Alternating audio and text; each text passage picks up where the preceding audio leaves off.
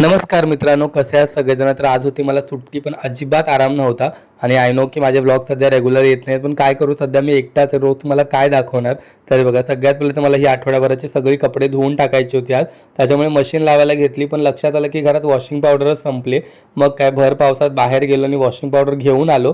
त्याच्यानंतर मशीन लावली आणि मग वेळ होती ह्या सगळ्या भांड्यांची. ॲक्च्युली ही सगळी भांडी जाताना प्रियंका घासून गेली होती, पण आठवडा झालं मी ती ट्रॉलीतच लावली नव्हती. त्याच्यामुळे सगळ्यात पहिले तर सगळी भांडी वेगवेगळी केली आणि जे ते भांडं जिथल्या तिथल्या जागेवरती लावून घेतलं. पहिलं तर किचनवरती पण खूप घाण झाली होती, मग किचन थोडासा साफ करून घेतला आणि मग वेळ होती अख्ख्या घरात झाडू मारायची.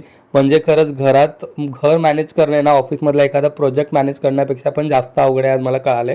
नंतर फ्रेश झालो आणि छान टेरेसवरती जाऊन तुळशीच्या मंजुळा तोडून आणल्या आणि छानपैकी देवपूजा केली.